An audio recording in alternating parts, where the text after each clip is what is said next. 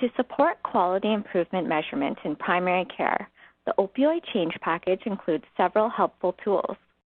In the first half of this video, you will learn how to use the Opioid Quality Improvement Measures Tracking Tool and some of the key features designed to make measurement easier. The second half of this video will walk you through some examples. You can find this tool and others on the top.albertadoctors.org/opioid website, along with EMR guides that contain specific tips and tricks for several common EMRs. When it comes to using measurement in primary care practice, the EMR is a powerful tool for data analytics and reporting. In fact, you can capitalize on your hard work with your paneling processes by using the EMR to spit out meaningful and insightful practice-level data to inform your improvement efforts. Now to the Excel tool. Yes, this data input form may seem daunting. While there are several suggested measures included in this tool, you are encouraged to track measures that are meaningful to your team. Not every measure needs to be collected or filled in on this form.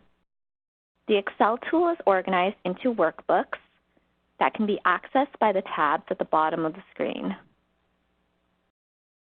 In order for the data input form to work, the physician name and dates are required fields.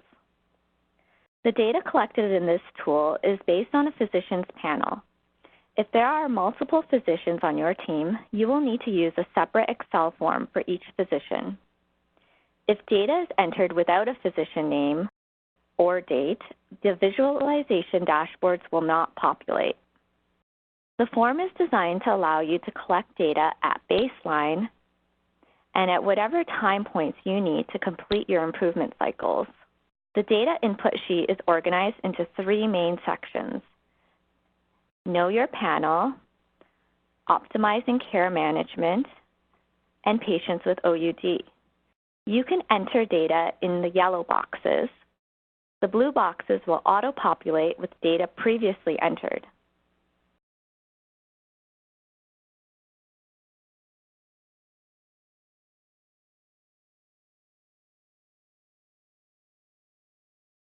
There are also user-defined measures. For example, enter your own definition of high-dose opioid.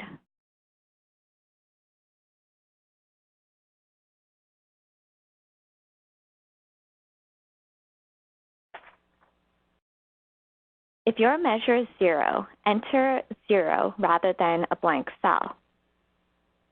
This is to be expected at baseline. Start with knowing your panel. The first section of the data input form allows your teams to track the total number of patients using opioids and relevant subpopulations.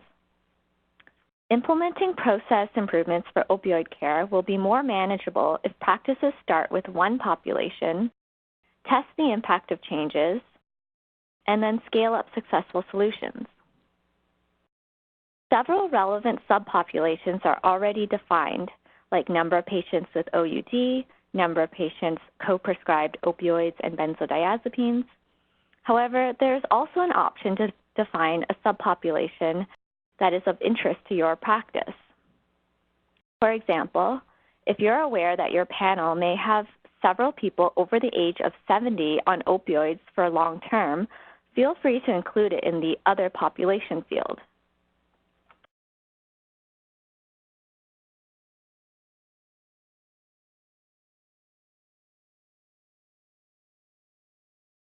Once this data is populated, the tool will generate graphs on the Know Your Panel dashboard.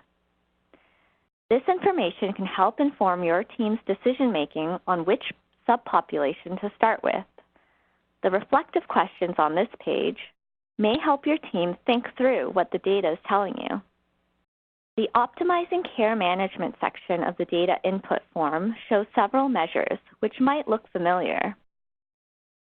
That's because all of these measures are related to the potentially better practices outlined in the Opioid Change Package. In the spirit of quality improvement, pick one or two potentially better practices to start with. Once you start inputting data in later time points, the tool will automatically display the data on circle graphs, showing your completion rate for your chosen population and run charts showing your progress over time. You can track your data as often as is relevant to you and your team. This may be daily, weekly, biweekly, or monthly. The final section of the data input form is for patients with opioid use disorder. This is a special subpopulation of patients using opioids who warrants extra attention. Many of the potentially better practices that apply to the general population of patients using opioids also apply to patients with OUD. However, there are some additional considerations for this population. Of note, measuring offers of care and offers of OAT for this subpopulation is highly recommended. There is also a separate dashboard for you to track this group of patients.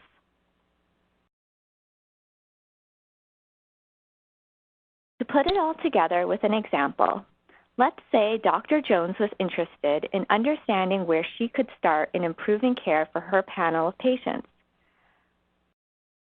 Out of 1,000 patients on her panel, working with her improvement facilitator and panel manager, Dr. Jones ran a search in her Wolf EMR and found 230 patients using opioids. They did this with the help of the Opioid EMR Guide for Wolf, which recommended that they conduct the search using medication classes.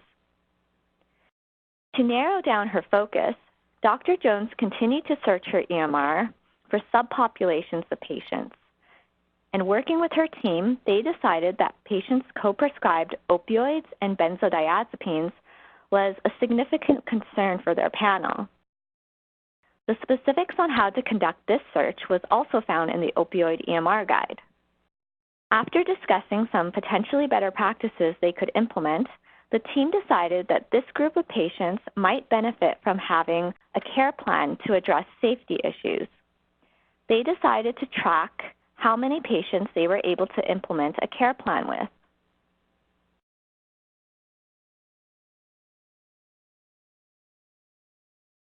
After 4 weeks of implementing their new processes, Dr. Jones met with her team to pull their data from the EMR.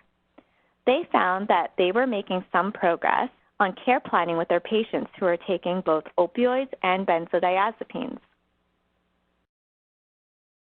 Importantly, looking at the data together as a team allowed them to reflect on what was going well and what might still be barriers.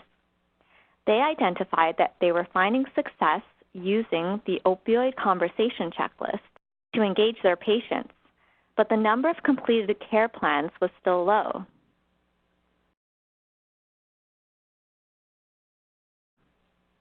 One team member shared that it was difficult to schedule patients for a second appointment to complete the care plan, which prompted the team to brainstorm ways to make the care planning visit more efficient. Fast forward 6 weeks later, Dr. Jones and her team continued to test new ways to engage their patients in care planning processes that would set them up for success to manage their opioid use safely. Feeling confident that they could sustain their progress, they decided to take a look at another population. What initially prompted this work was Dr. Jones's concern about 5 patients on her panel who she knew were using illicit opioids. Dr. Jones had a suspicion that there may be more patients like this, and that perhaps this population was at risk for OUD. Working with her improvement facilitator, Dr. Jones and her team decided that they would test some potentially better practices to identify patients at risk for OUD using the PAMI tool. This is just one example of how teams can choose to use the measurement tools in the opioid change package to test potentially better practices in their context. There is no need to boil the ocean when it comes to quality improvement. Start small by narrowing down subpopulations to start testing 1 or 2 changes. Use the model for improvement to reflect on whether the changes made have resulted in improvement and scale up successful solutions from there. We hope you find this measurement tool helpful for your quality improvement work. We encourage you to play around and get familiar with this tool. We're always looking to improve, so if you have any feedback or suggestions on how to make this tool better, we'd be happy to hear from you.